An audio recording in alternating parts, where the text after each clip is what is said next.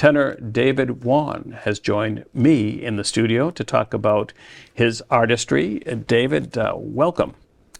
Thank you for inviting me.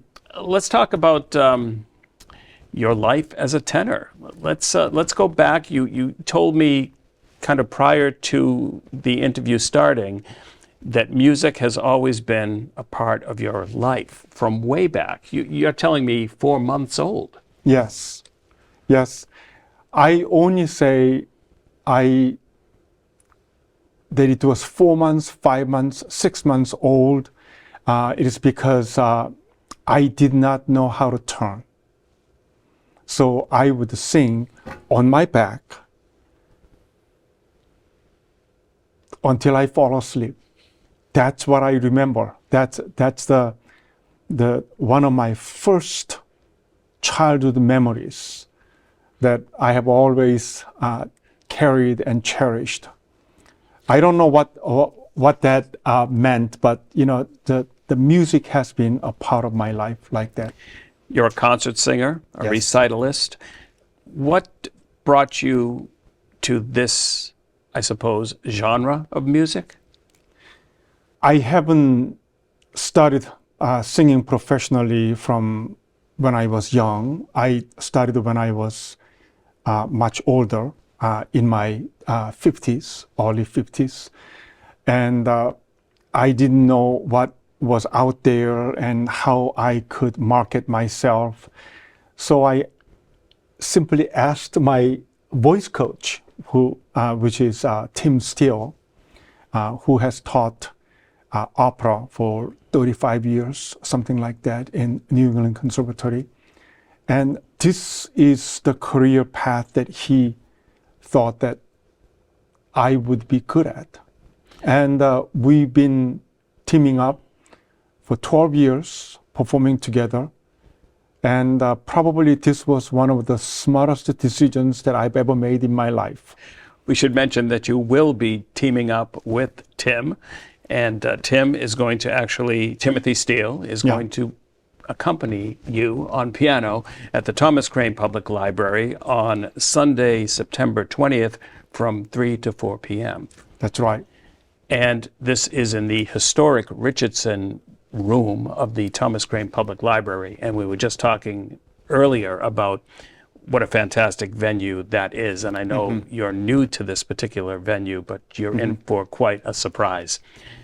So early on, music was always a part of growing up, but it wasn't until later in life that you actually began studies? That's right. As I was looking into the retirement age, I began to take music much more seriously. Up until the time when I turned about close to 50, I wasn't able to sing high notes due to illnesses that I had when I was young. And I thought that high notes that I used to have when I was young, very young, would never come back. But because in your teens, you were able to sing those notes. It was early 20s? Yeah, the late teens. From that time on, I began to have these health issues and wasn't able to sing high notes at all. But as I was turning 50s, high notes began to come back. And even today, I can sing notes higher than when I used to sing when I was 50. That's fantastic. Yeah. On one of your CDs, you sing in 6 different languages? I remember for one Christmas program, I was singing about 15, 16 songs.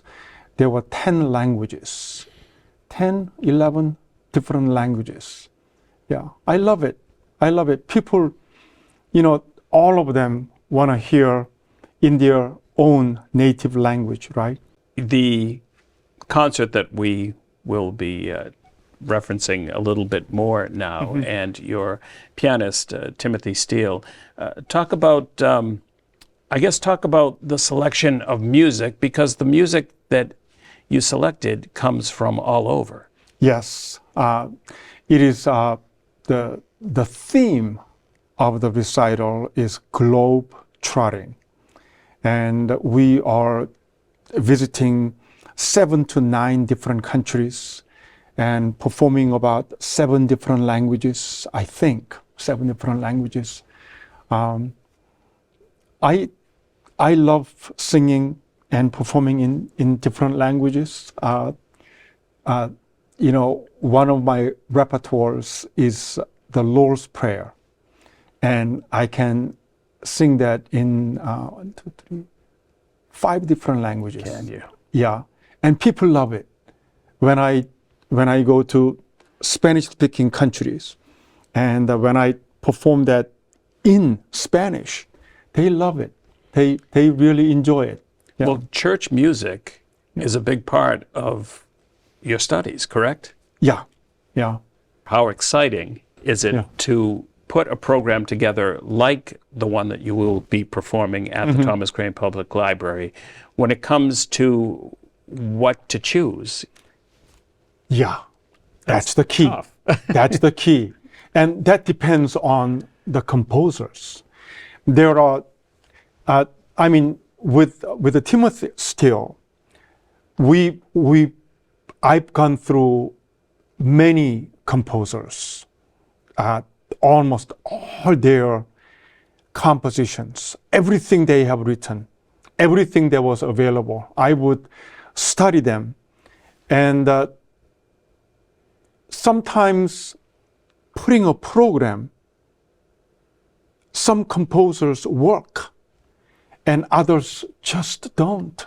It doesn't Just doesn't fit. their music, no matter how great they are and what kind of a fame they have, it is very difficult to put their music in one program. But if you study Leonard Bernstein, boy, his style is so vast. Just amazing. I have a Bernstein program, and I performed many, many times with his program. And same thing with Dr. Cook, Korean composer. He had enough material. He had about 500 pages of several books of material that he gave it to me, and I've studied them. The same thing with this French composer. I do have some of them, their experiences are very rich. They can do different style and different setting, different languages. They can do those things. And it is great to put them all in one program. But a challenge, because I know the Thomas Crane Public Library concert is an hour long. Yeah. So I guess you want to put a variety of music in there, but you only have a limited time. And it sounds like you've been exposed to so much music through the years. I studied by myself a lot, many different composers, Right, which then, when it's time to perform, you must have a great repertoire. I do. I have a very wide range of repertoires that, every time when I perform probably 4, 5, 6 programs a year. And putting them together, that many programs it doesn't just happen. Right, absolutely. I know. It takes a lot of energy, it takes a lot of time, a lot of thoughts. But we put them together, Timothy and I. Let's talk more about Tim. Yeah. Because he's a pianist. He's also a vocal coach, as you had mentioned. Yeah. And Tim is great. He's a conductor. He's a conductor. I traveled all around the world, and I keep sending him text messages. Tim, I cannot find a pianist like you. So I might have missed it, but how did you two connect? Oh, just by chance, he came to my church to sup when my church conductor wasn't available. That's how I think I met him. I think I might have met him also from another setting, but I met him one time, and I asked him whether he could be my voice coach, and he said yes. One of the, I guess I'll end on this. One of the connections I'd like to make is a connection you made between music and the soul. In my social media platforms, my motto, it says, a song is in my soul. And whatever that means to the audience who is listening to this program, that's how I feel when I sing. A song is in my soul, and I have to perform this song. Therefore, you're able to project and perform it to the best of your ability. That's what I try. I try every time. Well, you succeed every time. I did have the luxury, and folks will in just a moment catch a couple of performances that you have done in the past. David, a pleasure to have you into the studio to chat. Thank you very much for inviting me.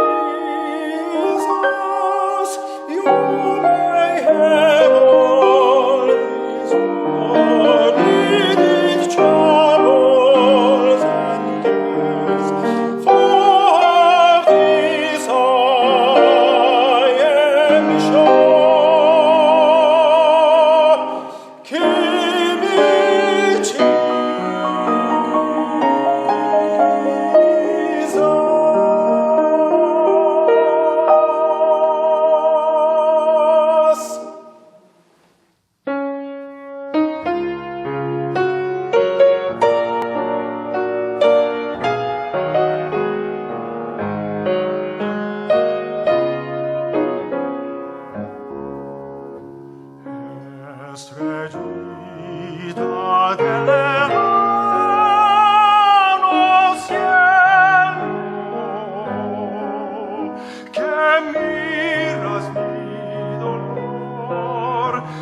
sabes mi sufrir. Ay, dime si me quieres un poco, porque yo no puedo sin su amor vivir. Estrellita del lejano cielo, que miras mi dolor, que sabes mi sufrir.